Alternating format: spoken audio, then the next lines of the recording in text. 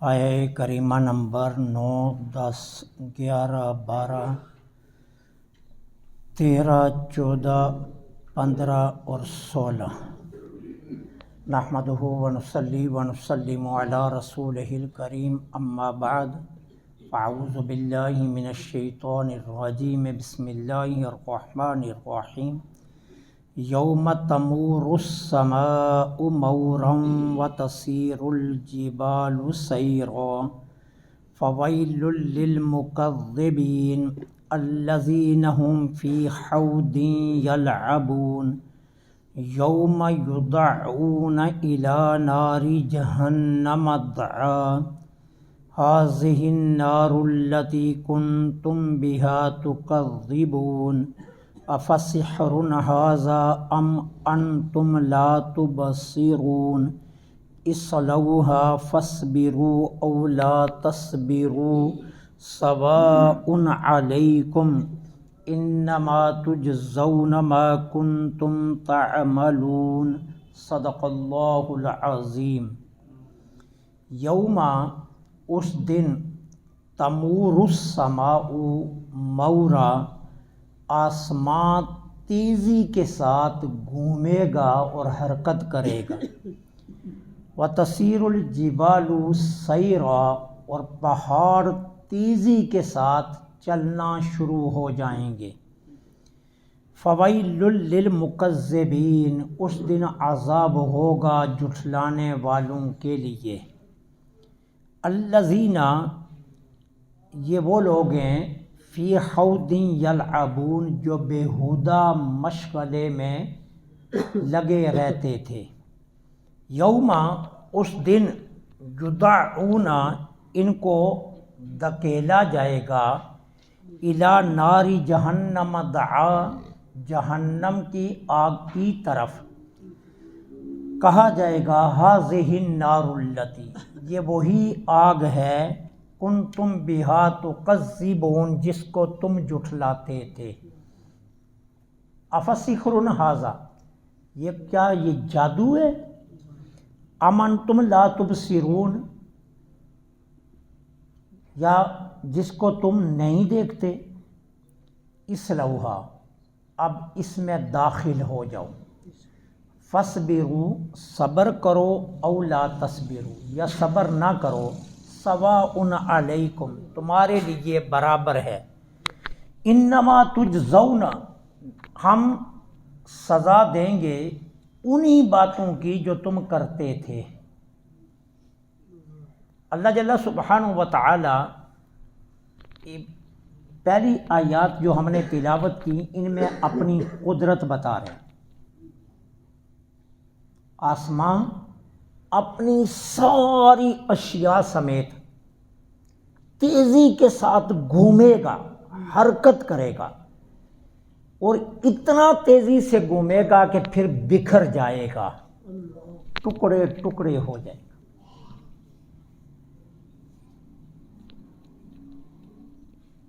یہاں تمور کا لفظ ہے۔ تمور عربی زبان میں حرکت کرنے کو، گھومنے کو، ہلنے کو، تمام معانی میں یہ لفظ استعمال ہوتا ہے۔ آسمان پہلے ہلے گا، حرکت کرے گا، پھر گھومے گا، پھر تیزی سے گھومے گا، جس طرح لٹو گھومتا ہے اس طرح گھومے گا تیزی سے، اور پھر تیزی سے گھومتے گھومتے بکھر جائے گا۔ یہ کس دن ہوگا؟ قیامت کے دن۔ اب اللہ اپنی قدرت بتا رہے ہیں کہ اگر ہم اتنے بڑے آسمان کو بغیر ستون کے کھڑا کرنے پر قادر ہیں تو ہم اسے بکھیرنے پر بھی قادر ہیں۔ یہ نہیں ہے کہ ہم نے بنا دیا تو ہم اسے گرا نہیں سکتے، ہم گرانے پر بھی قادر ہیں۔ اگر ہم بنانے پر قادر ہیں تو ہم اسے گرانے پر بھی قادر ہیں۔ پھر فرمایا ہماری قدرت کا ایک اور منظر دیکھو، تسیر الجبال سیرا، یہ بڑے بڑے پہاڑ کئی میلوں پر پھیلے ہوئے، جن کے بارے میں تمہارا تصور ہے نا کہ یہ اپنی جگہ سے ہل بھی نہیں سکتے، قیامت کے دن یہ تیز چلنا شروع ہو جائیں گے، جس طرح کوئی 1000 کلومیٹر کی سپیڈ سے چلتا ہے نا، اس طرح یہ پہاڑ اپنی جگہ سے ہلیں گے اور چلنا شروع ہو جائیں گے۔ اور پھر ہم کیا کریں گے؟ ان پہاڑوں کو دنی ہوئی روئی کے گالوں کی طرح بکھیر کر فضا میں اڑا دیں گے۔ اگر ہم اتنے بڑے پہاڑ بنانے پر قادر ہیں تو ہم انہیں دنی ہوئی روئی کے گالوں کی طرح بکھیرنے پر بھی قادر ہیں۔ تو انسان چیز ہی کیا ہے؟ تیری حیثیت ہی کیا ہے؟ تیری اوقات ہی کیا ہے؟ اتنے پہاڑ جب ہمارے حکم کے سامنے نہیں ٹھہر سکیں گے، تو کون ہوتا ہے ہمارا نہ ماننے والا؟ تو 10 لاکھ سال پہلے بھی اگر قیامت سے مرا ہوگا نا، ہم ایک مرتبہ کن کہیں گے تو اپنے سارے وجود سمیت بھاگتا ہوا ہمارے پاس آ جائے گا۔ تیری اوقات ہی کیا تو ہمارا حکم نہ مانے؟ ہم نے اتنے بڑے بڑے پہاڑ بنائے، ہم پہاڑوں کو حکم دیں گے تو 1 سیکنڈ میں دنی ہوئی روئی کے گالوں کی طرح بکھر جائیں گے۔ جب اتنا پہاڑ ہمارے حکم کے سامنے نہیں ٹھہر سکتا، تو ہے ہی کیا ہے؟ 5 فٹ کے قد پر فخر کر رہا ہے۔ سینکڑوں میل لمبے پہاڑ ہمارے سامنے کوئی حیثیت نہیں، اتنا بڑا آسمان ہمارے حکم کے سامنے کوئی حیثیت نہیں رکھتا۔ پھر تیری تو حیثیت ہی کوئی نہیں ہے۔ تیری حیثیت تو صرف یہ تھی کہ تو ہماری بات مان لیتا، ہمارے حکم پر چلتا، ہماری اطاعت کرتا، ہماری فرمان برداری کرتا، ہمارے رسول کے احکامات پر عمل کرتا، تو پھر ہم اسے تجھے اس کائنات کا شہنشاہ گنتے۔ اور اگر تو ہماری مخالفت کرے اور پھر ہم ہی سے جھگڑا تو ہم تو پہاڑوں کو اڑا دیں گے، تیری تو حیثیت ہی کوئی نہیں ہے۔ فَوَيْلٌ لِّلْمُكَذِّبِينَ، اس دن جھٹلانے والوں کے لیے عذاب ہوگا۔ جو جھٹلا رہے تھے نا، کچھ نہیں ہوگا، کچھ نہیں پوچھا جائے گا۔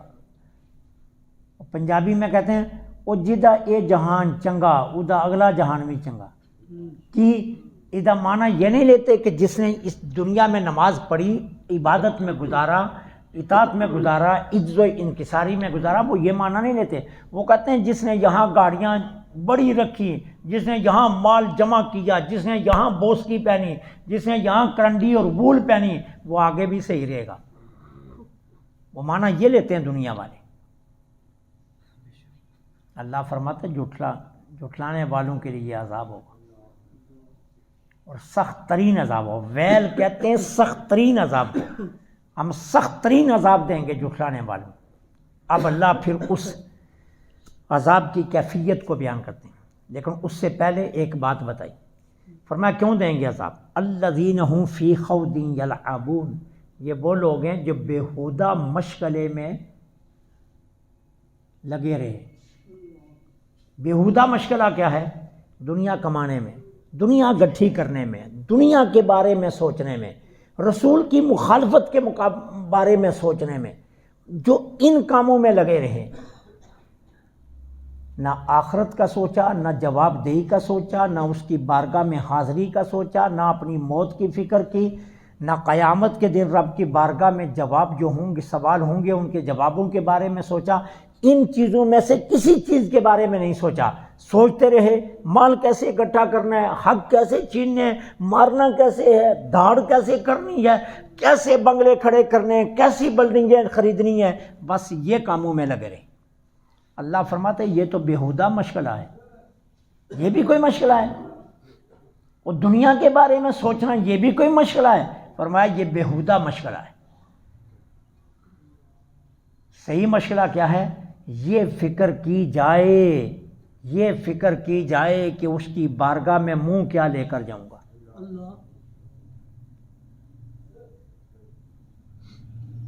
کسی نے دیکھا تو ایک بندہ مطاف میں گرم کنکروں پر سر رکھ کر زاروں قطار رو کر کہتا ہے یا اللہ معاف کر دے.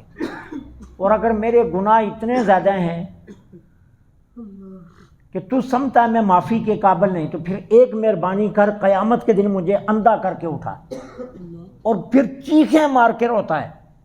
طواف کرنے والوں میں سے کسی نے کہا دیکھوں تو صحیح، یہ کتنا بڑا گناہ گار ہے جو اس طرح رو رہا ہے، پتہ نہیں اس نے کیا بڑا جرم کر لیا جو اللہ سے کہہ رہا ہے کہ اللہ جی تو نے معافی نہ دی تو مجھے اندھا کر لینا.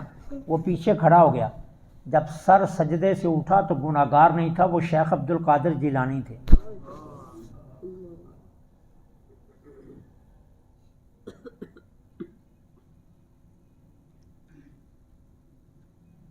اور میں نے آپ کو پہلے بھی ایک مجھے یاد آ رہا ہے، وہ کہتے کوٹ مٹن شریف کا جو بازار تھا نا، اس بازار میں ایک بابا کھڑا تھا، ٹھیک ہے.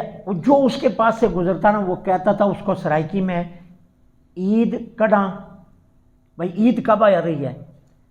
بابا کھڑا ہے کوٹ مٹن کے بازار میں، اور جو بھی اس کے پاس سے گزرتا ہے وہ کہتا ہے عید کڈاں. اب لوگ اسے پاگل سمجھ کر گزر جاتے کہ یہ کیا کر رہا ہے، ایک ہی سوال کو رگڑے میں رکھا ہوا ہے، عید کب ہے عید کب ہے. ایک دن خواجہ غلام فرید تاجدار کوٹ مٹن وہاں سے گزرنے لگے. اس نے خواجہ صاحب کو دے کر کہا عید کڈاں. خواجہ صاحب سمجھ گئے، رکے، فرمایا یار ملے جداں.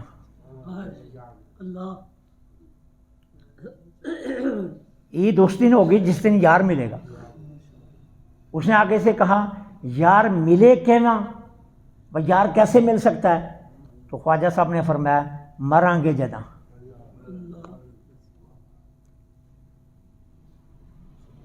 جنہوں نے کچھ کیا ہے نا وہ عید سمجھتے ہیں موت کو.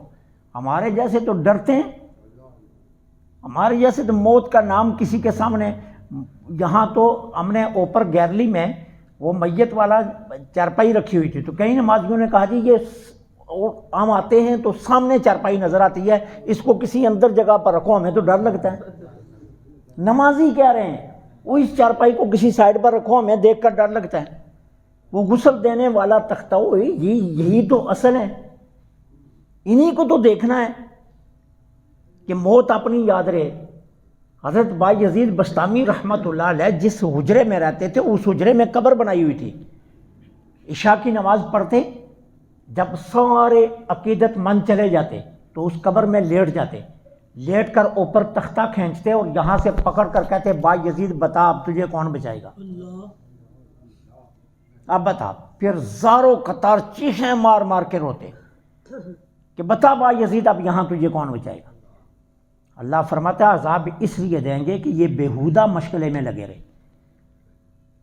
عقل والا مشغلہ نہیں کیا. عقل کا مشغلہ کیا ہے؟ اپنی آخرت کی فکر کی جائے، آخرت کے بارے میں سوچا جائے، ہر لمحے آخرت کا دھیان رکھا جائے، ایک ایک سیکنڈ کو قیمتی سمجھ کر کہ میں نے اللہ کی بارگاہ میں جانا ہے، میں کیا منہ لے کر جاؤں گا، کیا جواب دوں گا اس کو. وہ جب سوال کرے گا تو میرے پاس اس کا جواب کیا ہوگا. اصل فکر کی یہ ہے، وہ فکر نہیں ہے جو ہم کرتے ہیں کہ مال کیسے بنانا ہے، عمارتیں کیسے کھڑی کرنی ہے، بلڈنگیں کیسے خریدنی ہیں، گاڑیاں کتنی رکھنی ہیں. یہ اللہ فرما رہا ہے یہ بےہودہ مشغلہ ہے، یہ کوئی عقل والوں کا مشغلہ نہیں ہے. عقل والے اس بارے میں نہیں سوچتے کہ مال کہاں سے. عقل والے سوچتے ہیں کہ رب کی بارگاہ میں جانا ہے تو لے کر کیا جانا ہے. عقل والوں کی فکر یہ ہوتی ہے بس. پھر اللہ فرماتے ہیں یوم یدعون الی نار جہنم دعا. اس دن ہم زبردستی ان کو جہنم کی طرف دھکیلیں گے. اور میرے آقا نے اس کا معنی کیا بیان کیا، کیسے جہنم کی طرف دھکیلیں گے. گلے میں توک ڈالا جائے گا آگ کا، اور پھر فرشتہ اس توک میں ہاتھ ڈالے گا اور گردن کو کھینچ کر پاؤں کے ساتھ لے جائے گا، اور پھر پاؤں کو گردن کے ساتھ باندھ دے گا، اور باندھ کر پھر پیچھے سے یہ فٹ بال بن جائے گا. اب گردن پاؤں سے باندھی ہوئی ہے تو کہ آگ سے، تو بندہ گول بن گیا نا فٹ بال. اب پیچھے سے فرشتہ دھکا مارے گا سیدھا جہنم میں. اللہ فرما رہا ہے ہم انہیں دھکیلیں گے جہنم کی طرف جو بےہودہ مشغلے میں لگے رہے. جنہوں نے فکر ہی نہ کی کہ ہم نے اللہ کی بارگاہ میں جانا ہے، جنہوں نے سوچا ہی نہیں کہ اس کے بارگاہ میں جواب دہی ہونی ہے، جنہوں نے سوچا ہی نہیں کہ قبر میں کیا منہ لے کر جائیں گے، جنہوں نے سوچا ہی نہیں ہے کہ رب کی بارگاہ میں جواب ہوں گے تو ان کا سوالوں کے جواب کیا دیں گے۔ حضرت سعید بن مسیب رحمت اللہ علیہ مشہور تابعی ہیں، جب کسی کو دیکھتے اس کو بلا کر پکڑتے، جو قریب مسجد ہوتی وہاں لے جاتے، مسجد میں بٹھا کر اسے کہتے تجھے پتہ ہے قبر میں کیا سوال ہوگا؟ وہ کہتا نہیں، کہتے آ میں تجھے یاد کرواؤں۔ پھر اسے خوب جس طرح کوئی جانا کہ سبق یاد کرتا ہے نا، اس طرح اس کو قبر کے سوال یاد کرواتے، پھر جواب یاد کرواتے کہ یہ سوال ہوگا، اس کا یہ جواب ہے۔ اب ساری عمر یہی کام کرتے رہے، یہ سوچ کر کہ ہر لمحے قبر کی یاد رہے، جو بندہ ملا اسے پکڑا مسجد میں رہے، قبر کے سوالوں کا پتہ نہیں پتہ، اچھا یہ سوال ہوں گے ان کے یہ جواب ہوں گے۔ تو کہتے ہیں سعید بن مسیب رضی اللہ تعالیٰ عنہ کا وصال ہوا تو کسی نے خواب میں دیکھا، تو پوچھا کیا ہوا؟ کہا فرشتے آئے میرے پاس سوال کرنے کے لیے۔ تو رب نے کہا اس سے کیا پوچھتے ہو، یہ تو ساری عمر یہی سبق پڑھاتا رہا ہے، اور یہ تو پکا یاد کر کے آیا، اس سے کیا پوچھ رہے ہو، اس نے تو ساری عمر سبق ہی یہی پڑھایا۔ رب نے کہا فرشتوں واپس آ جاؤ۔ ہر لمحے موت کو یاد رکھنے والے کے لیے آسان نہیں، تو اللہ فرما رہا ہے یدعون الی النار جہنم دعا، ہم دھکیلیں گے دوزخ کی آگ کی طرف۔ پھر کیا ہوگا؟ ھذہ النار التی کنتم بہا تکذبون، فرشتے انہیں کہیں گے، کون فرشتے؟ جو جہنم پر مامور ہیں، وہ فرشتے کیا کہیں گے؟ یہی وہ آگ ہے نا جس کو تم جھٹلاتے تھے، ھذہ یہی النار آگ ہے نا، التی تھے تم بہا تکذبون جس کو جھٹلاتے، یہی وہ آگ ہے جس کو تم جھٹلاتے تھے۔ کہتے تھے کوئی آگ نہیں ہے، کوئی جہنم جہنم نہیں ہے، کچھ نہیں ہوگا، مٹی میں مٹی ہوگے، پھر کون پوچھے گا، کون اٹھائے گا، کون ذرے اکٹھے کرے گا، کیسے رب کی بارگاہ میں جائیں گے؟ پھر کوئی کیا بہانہ، کوئی کیا بہانہ۔ کہیں شیطان کہتا تھا وہ بڑا کریم ہے اس نے کچھ نہیں کہنا، وہ بڑا مہربان ہے اس نے کچھ نہیں کہنا، چھوڑ یار، رب نمازوں کا محتاج ہے، وہ ہماری نمازیں میں رب کی شان کے لائق ہے، چھوڑ کیا کرتا ہے؟ وہ اللہ نے تجھے اس لیے نہیں دولت دی کہ تو اس کے راہ میں خرچ کرے، اس نے کہا بھی بچے پال، موج کر، گاڑی رکھ، بنگلہ بنا، اس طرح کی سوچیں شیطان پڑھاتا ہے۔ یہ سارے اسباق کے شیاطین ہیں، شیطان کے سبق ہیں، ٹھیک ہے۔ اب کہا جائے گا یہی وہ آ گیا نا جس کو تو جھٹلاتا تھا، اب تنزن ڈانٹنے کے طور پر، زجر اور توبیخ کے طور پر کہا جائے گا افسحر ھذا، یہ جادو ہے، اور یہ آگ جو تجھے نظر آ رہی ہے یہ کچھ جادو ہے؟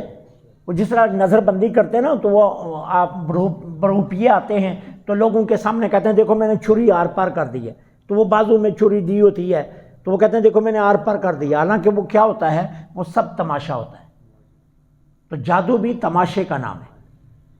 افسحر ھذا، کیا یہ جادو ہے کہ یہ کوئی نظر بندی کی ہوئی ہے؟ یہ جو کنویں کے کنویں جر رہے ہیں، جو سمندر کے سمندر آ کے ٹھاٹے مار رہے ہیں، یہ کوئی جادو ہے؟ ام انتم لا تبصرون، یا یہ ہیں جنہیں تو نہیں دیکھتا تھا۔ یہ جادو نہیں ہے، تو نہیں دیکھتا تھا۔ تو کیسے نہیں دیکھتا تھا؟ تو اللہ کا قرآن پڑھتا، اللہ کے قرآن میں غور و فکر کرتا تو تجھے پتہ چلتا تیرا رب سچ فرما رہا ہے کہ اس نے آگ بھڑکا کے رکھی ہوئی ہے، لیکن تو ادھر گیا ہی نہیں۔ اب کیا ہوگا؟ اصلوہا، داخل ہو جائے اس میں، اب جا اس میں، فاصبروا او لا تصبروا، اب اس آگ پر صبر کر یا صبر نہ کر، آہو فغاں کر، شور و غل کر، واویلا کر، ہاؤ بکا کر، رو چیخ پیٹ اس کے اندر، اب جو مرضی کر، سواء علیکم، تمہارے لیے برابر ہے، کوئی چیخ نہیں سنے گا، کوئی آواز نہیں سنے گا، کوئی آؤ فغاں نہیں سنے گا، کوئی تیرے درد کو نہیں سنے گا، کوئی تجھ سے نہیں پوچھے گا وہ جل گیا، وہ کیا ہوا، کیوں رو رہا ہے، کیوں چیخ رہا ہے، وہ کیوں اتنا واویلا کر رہا ہے، کیوں شور ڈالا ہوا ہے، اب کوئی نہیں پوچھے گا۔ سواء علیکم، تمہارے لیے برابر ہے، صبر کرو، آگ کو برداشت کرو یا نہ کرو، اب کوئی نہیں پوچھے گا۔ کیوں؟ انما تجزون ما کنتم تعملون، ہم ظلم تو نہیں کر رہے، ہم تو اسی کی سزا دے رہے ہیں جو تو کر کے آیا ہے۔ سنیں تو تب نہ کہ تیرے اوپر ظلم ہو رہا ہو تو ہم پوچھیں کس نے ظلم کیا، تو سزا تو انہی کی دی جا رہی ہے جو تو کر کے آیا ہے، تو ظلم تو کیا نہیں جا رہا، پھر پوچھے کون تجھ سے؟ تو اس سے پوچھے گا ہی کوئی نہیں۔ اب جب سارے لوگوں کو پتا ہے یہ قاتل ہے، اب قاتل کو سولی چڑھایا جانے لگا تو اب پوچھتا تو کوئی نہیں ہے کیوں سولی دے رہے ہو، سب کو پتا ہے قاتل ہے اس لیے سولی دی جا رہی ہے۔ وہ قاتل بھی اب جتنا مرضی روئے، اسے بھی پتا ہے میں نے قتل کیا ہوا ہے، اب قتل کا بدلہ قتل ہی ہے، سولی تو چڑھنا ہے۔ اب وہ بھی خاموشی سے جو ہے نا موت گھاٹ کی طرف آ جاتا ہے، بولتا بھی نہیں ہے۔ کوئی اسے کہے وہ بولتا کیوں نہیں ہے، وہ بولوں کیا، جو کیا وہی برنے لگا ہوں۔ اب قیامت کے دن بھی اللہ یہی فرمائے گا، او آؤ فغاں کرو، چیخو چلاؤ، ہم کون سا ظلم کر رہے ہیں جو تمہاری بات سنیں، جو تم کر کے آئے ہو وہی تو سزا دے رہے ہیں۔ ہم کوئی زیادتی تو نہیں کر رہے جو تمہاری آؤ فغاں کو سنیں، جو تم نے کیا ہے وہی ہم اس کی سزا دے رہے ہیں، ہم کچھ اور تم سے زیادتی نہیں کر رہے۔ اللہ سے دعا ہے اللہ